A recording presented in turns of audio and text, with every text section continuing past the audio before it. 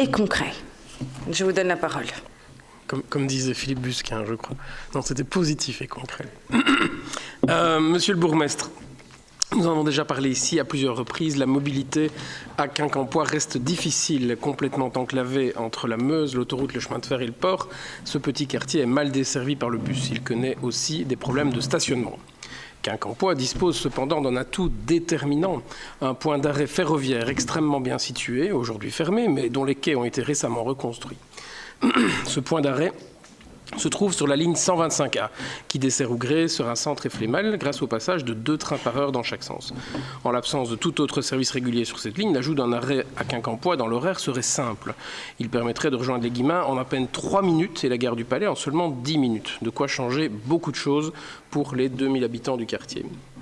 À l'heure où le contexte budgétaire pousse tous les pouvoirs publics à rechercher des gains d'efficacité à moindre coût, nous avons ici une opportunité remarquable. Les quais existent, les trains passent, il n'est besoin que de quelques aménagements légers et d'une légère modification de l'horaire d'une ligne pour améliorer le quotidien de centaines de personnes. Le collège pourrait-il s'emparer de cette opportunité et la relayer avec détermination auprès de la SNCB ?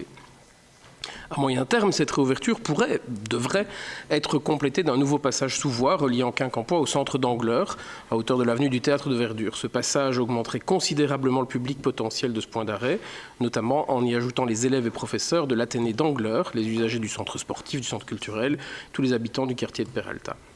Ce passage sous voie permettrait aussi de créer une connexion piétonne et cyclable qui manque tant entre Quincampoix et Peralta, ouvrant enfin aux habitants de Quincampoix l'accès à de nombreux services au parc qui sera bientôt complètement remis à neuf.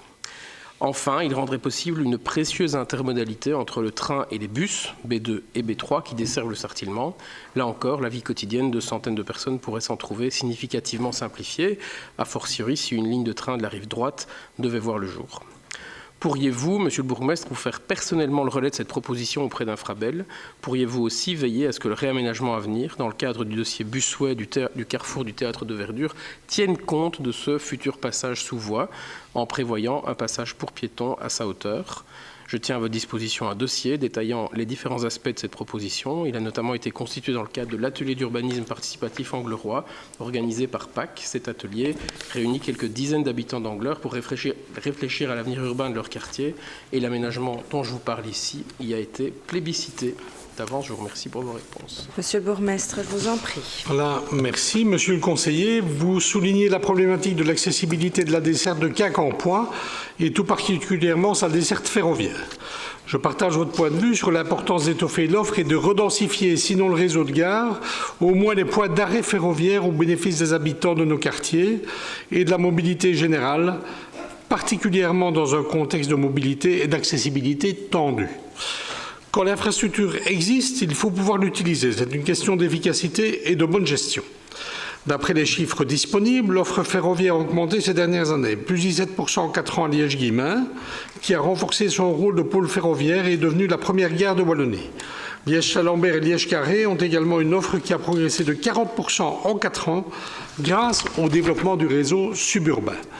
Les priorités de Liège ont été émises dans le PUM et le PCM, à savoir augmenter la fréquence du réseau suburbain et prioriser les réouvertures de Vivenys et d'Even. Notamment à votre intervention, rappelons-le, et à votre intention aussi d'ailleurs.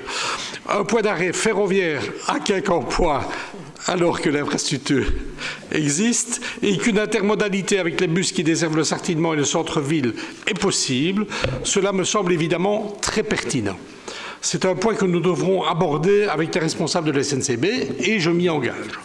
La ville de Liège soutiendra donc les actions de la SNCB et restera attentive à la possibilité de réouverture de gares et points d'arrêt dans les plans d'investissement.